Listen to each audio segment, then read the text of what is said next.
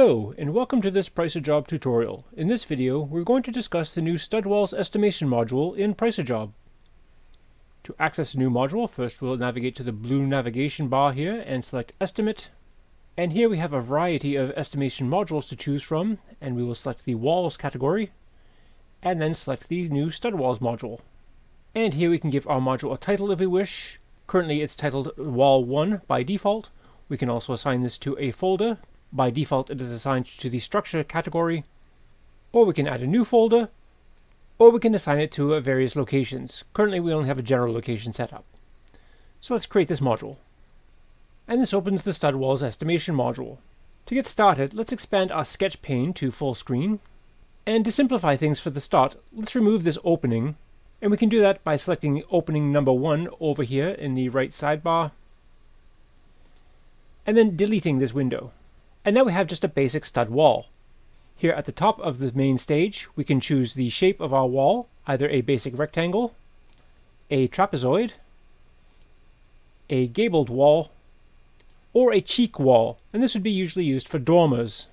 For this example, let's select Gable. Then we can adjust the length of the wall, both at the base and across the top to center.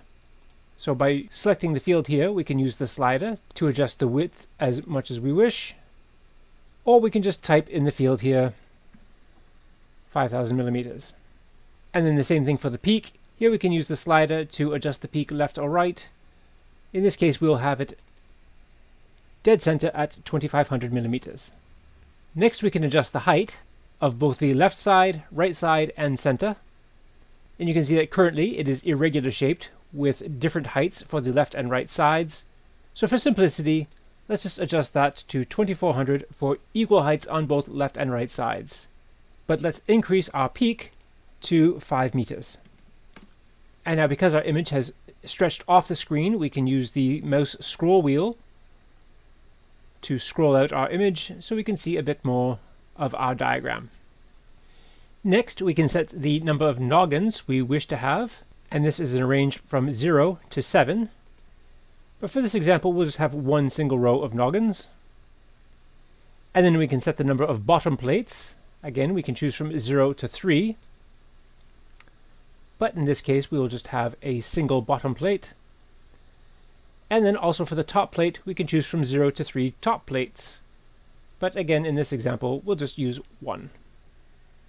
Now, if we wish to add any openings, such as windows or doors, we can do that by selecting the plus add opening button here. And this creates an opening.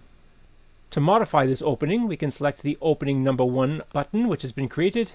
And you can see that by default it has created a window 600 millimeters by 1200. And it starts 200 millimeters from the left wall, and it is positioned at 900 millimeters from the floor.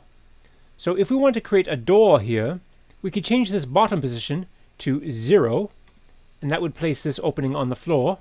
And then we could change the height to 2100 millimeters for the height of the door, adjust the width to 900 millimeters for the width of the door, and then adjust the horizontal position of it. We could either use the slider to move this door about, or if we know the measurements, we could just enter that in the field here, or if we choose to, we can select the positioning here on the sketch. Here we see 1020 selected in the field.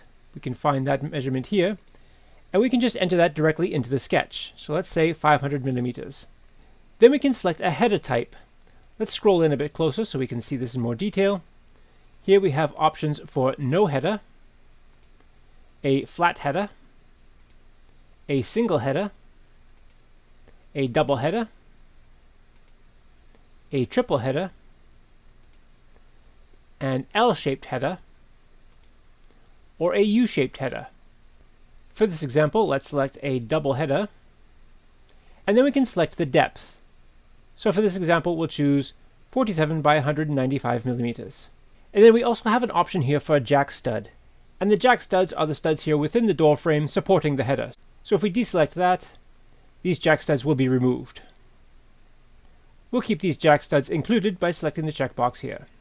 And when we're done making our adjustments to this opening, we can close this window and add other openings if we choose to by clicking the plus add opening button. And this adds opening number 2, and we can add as many openings here as we wish. In this case, we just want one other window, so let's delete this opening number 3 by deleting the window. And let's adjust our opening number 2. So for this window, we have a height of 1200 millimeters and a width of 1200 millimeters for a square window. And for the positioning, this will be 1500 millimeters from the left wall. And for the vertical positioning at 900 millimeters, that's just fine. We'll leave that as is. And again, we can adjust our header and our header depth and include jack studs if we wish. And when we're done, we can close this window. And you'll notice that in our sketch, all of our sections of timber are labeled. And these labels all correspond to our cutting list. So by selecting the cutting list here, we can see a summary of the sections that are required.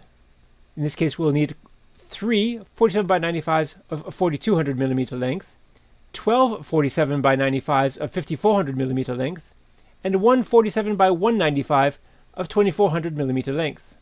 And in addition, we'll also require 168 screws. And then for each of these sections, we can match the label to the cutting list. So for example, this section here is labeled S1, and here we can see S1 in our stud list. This section is a 47 by 95 cut to 2334 millimeters in length, with an angle cut here at the top of 46.1 degrees. The bottom is square, so here there is no degrees mentioned, meaning that this is a square cut. And so this cutting list is very handy, as it gives you all the cutting measurements for all the sections required for the entire wall. The stud list sections all start with an S for stud list. The plates, both on the bottom and on the top, start with a P label, meaning they're part of the plate list. The headers start with an H, meaning they're part of the headers list. And the noggins start with an N, meaning they're part of the noggins list. And the sills start with an SL, meaning they're part of the sill list. At the bottom of the lists, we have a cutting diagram that shows the various sections of timber that you'll purchase and how the cuts are to be made. These first pieces are for the plates, and anywhere possible, the offcuts will be used to create another usable section. So here you can see out of this 4200 millimeter section, we were able to get 2 separate sections. Further down, we can see that out of one of these 5400 millimeter sections, we were able to get 1, 2, 3, 4, 5, 6, 7, 8, 9, 10 different sections. So this cutting list is incredibly handy for doing all your preparatory work. You can print this off or download it as a PDF to share with your carpenters and builders. And you'll notice that the cutting list is per wall with a quantity of 1 each. Now, even if we go to the top here of our main stage and we change the quantity of walls required, it does not actually affect our cutting list. The cutting list is still per wall. It reflects that we have a quantity of 4 walls, but all the totals are the same for 4 walls as they were for 1. 3 sections here, 12 sections here, 1 section here, and 168 screws. And again, we can reduce this back down to 1, just to compare that. And we see it's the same number of sections as the cutting list is per wall. And the cutting list is completely active. If we were to change any of the dimensions of this wall, for example, the height of our peak, let's reduce that from 5,000 to 3,000. By creating such a shallower pitch, we can see on a cutting list that the angle of cutting here has changed dramatically. For this S1 section here, the angle cut here is only 13.5 degrees, compared to when we had this set at 5,000, when the angle was 46.1.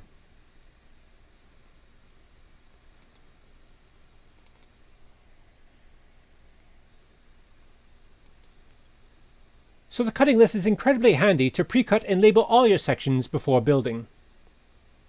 So for now, we'll just close the cutting list and go back to take a closer look at our sketch. We can use our mouse zoom wheel to zoom out. And we see here beneath the diagram of the wall, we have some top-down diagrams as well. And this is a top-down view of our stud wall. And this shows a view of our stud spacing. And if we click on our mouse wheel, if we hold it down, we can move our sketch further up and release the mouse wheel, and then use the mouse wheel to zoom in.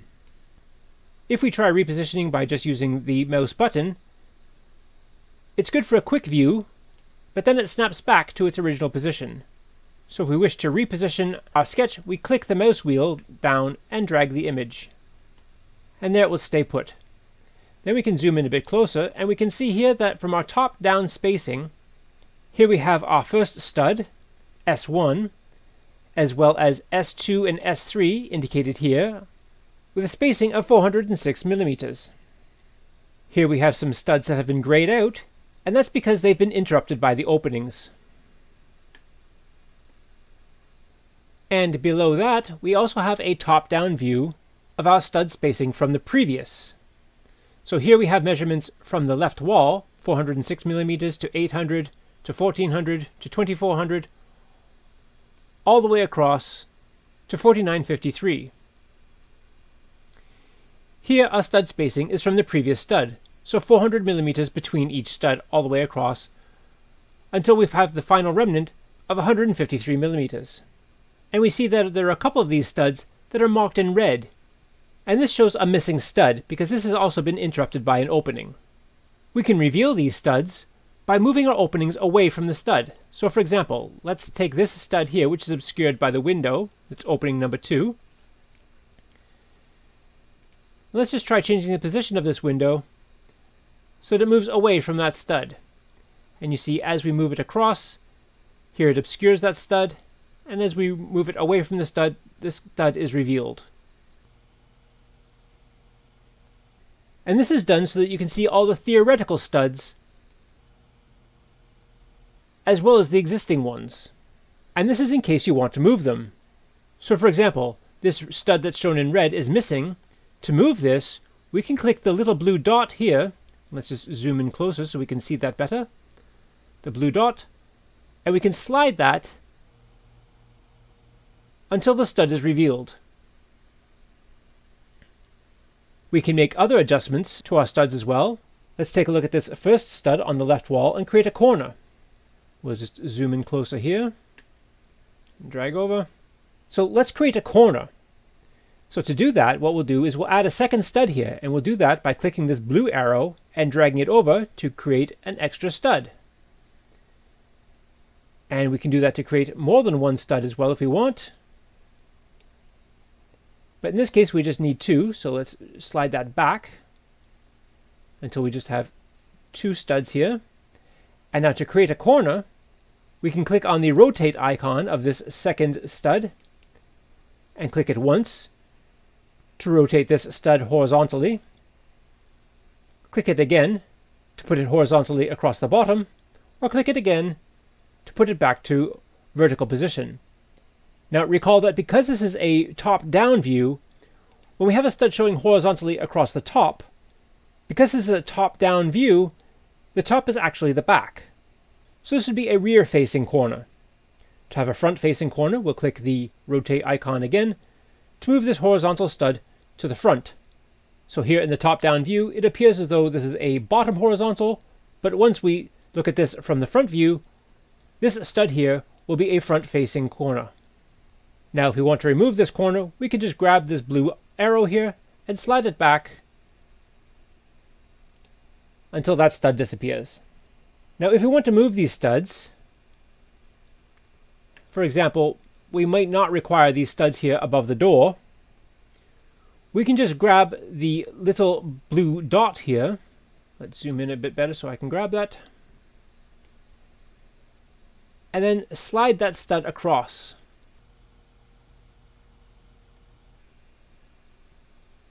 And then say for these ones here below the window, we might want these ones slid over to the edge. So let's grab this blue dot and slide this stud over to the edge of the window. And same thing with this one. Let's grab this blue dot and slide this stud over to the edge of the window.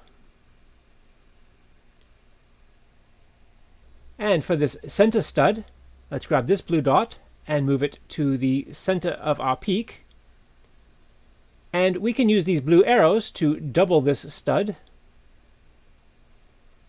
or even triple it. And then reposition all 3 by moving the blue dot. And we can rotate any of these to make them a perpendicular stud. So let's keep this center one vertical, but we'll turn the left and right ones to horizontal. And then readjust these so that they're centered on a peak. And we'll move this stud over to the side a bit more so it doesn't interfere. Now, if we know we want this second stud here to move from 400 millimeters to 350 millimeters, we can just simply type that into the sketch. And Trapezoid makes the adjustment. So to recap these adjustments, the blue circle adjusts the spacing, the blue arrow adjusts the quantity of studs, and the rotate icon adjusts the studs facing, either horizontal top, horizontal bottom, or vertical. And bear in mind that because this is a top-down view, the horizontal top is a rear-facing, horizontal bottom is a front-facing, and vertical stud is edge-on. And as we've been making these changes, all of our updates are being made in the cutting list. And you can see that the quantity of 47 by 95 boards has increased to 21, whereas the number of screws has reduced to 156. Now, if you've been playing around with these and you mess everything up, you can easily reset this by using the main stage length by clicking in here and opening the slider and moving the slider down to 0. And then expanding the slider back up to your full measurement. And this redistributes all of your studs evenly again. There is also a frame stage down below, and here you can set your spacing as needed. Currently it's set at 400 millimeters each stud by default, but we can change that to 350, for example, and that adjusts the spacing for most of the studs except for the remnant on the end. We'll leave this set at 400. Here you can also choose the dimensions of your sections. In this case we're using standard 47 by 95s, but if we were to change this to 47 by 125 millimeters, we would see this updated in the cutting list. In this case here, we'll just leave these set at 47 by 95. And if you have very precise frame measurements such as thickness, you can set this in the frame stage, but this will not affect your materials or pricing. It will only update the measurements in the cutting list. So for example, here in our cutting list, we can see that the first board has a length of 2316 millimeters. If we change the thickness from 47 to 40, the cutting list will update to a new length of 2328.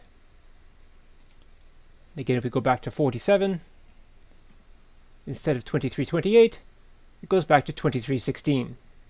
Now, calculating all these measurements for a basic rectangular wall can be tricky enough, but when it's a trapezoidal wall or a gabled wall, it can be much trickier.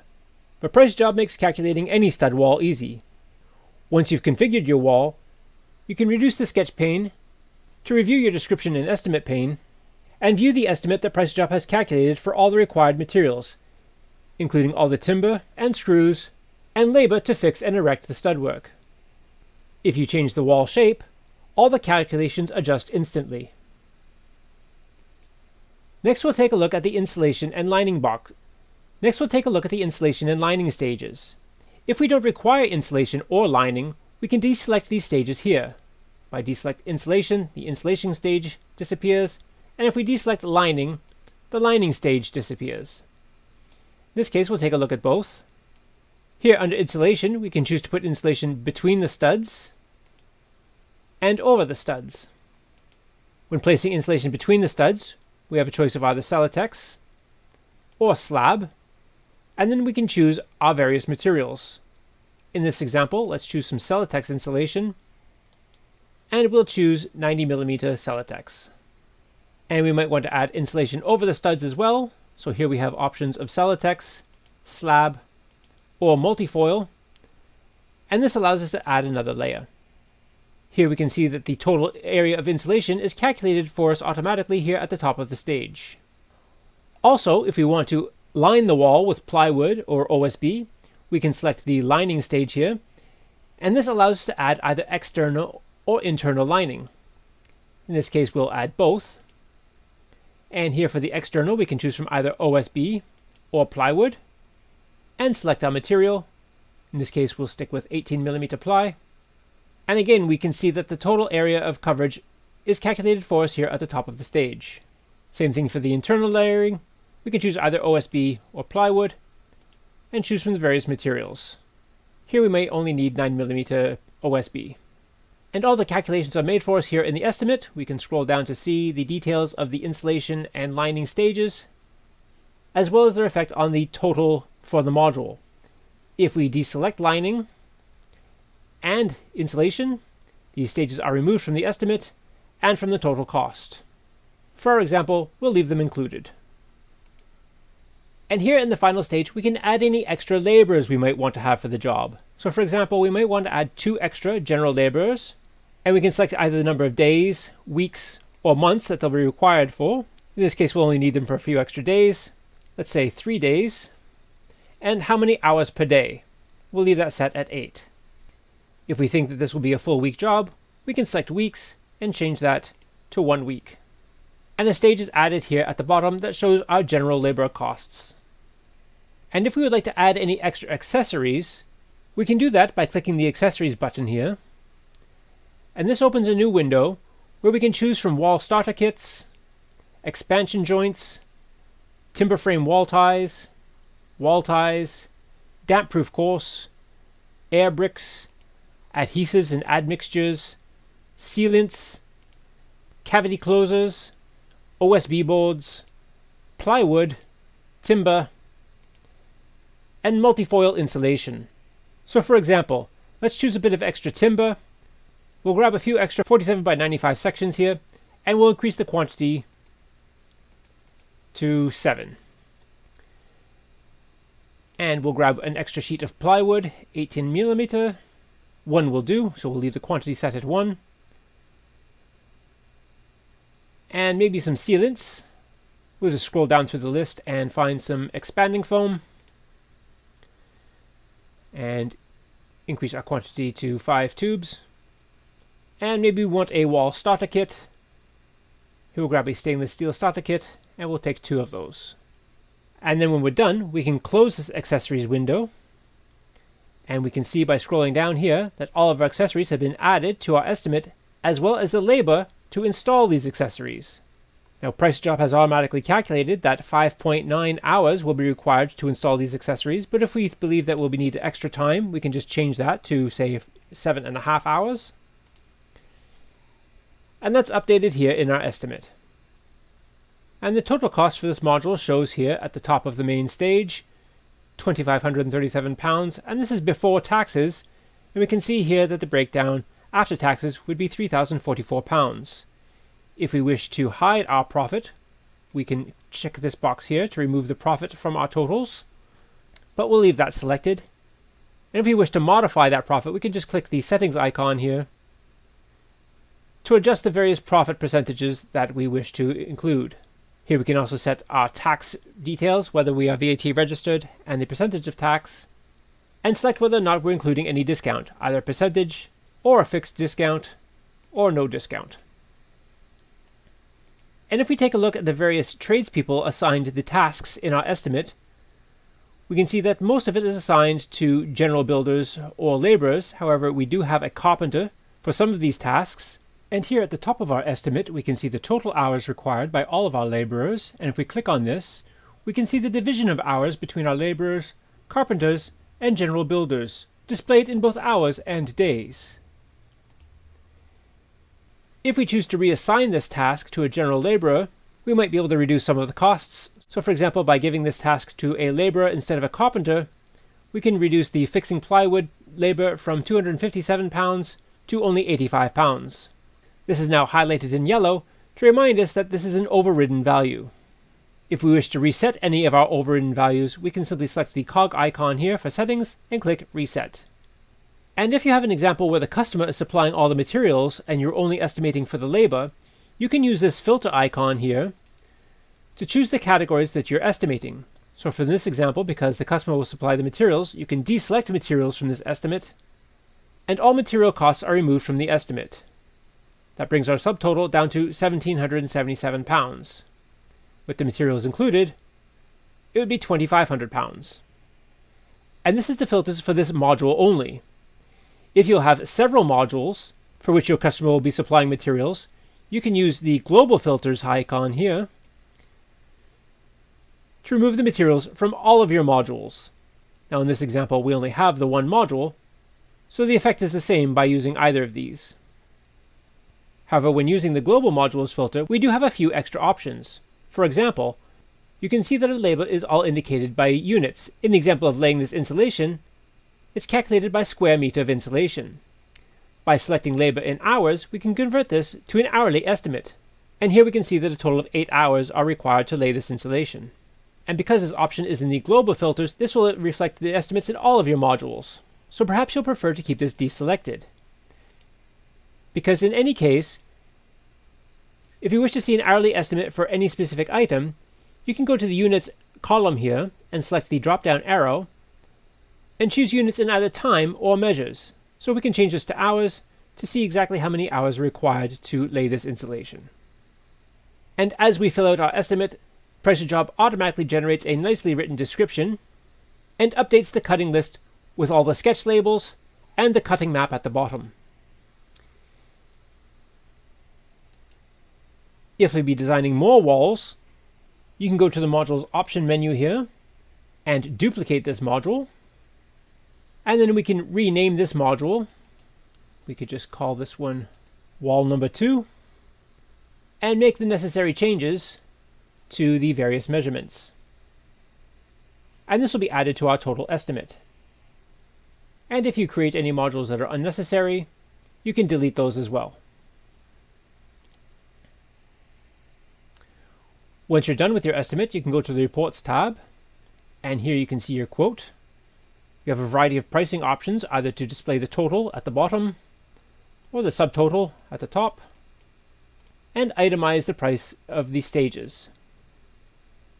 You can also select detailed breakdowns to show the breakdown of materials, labor, plant and tool, and other costs.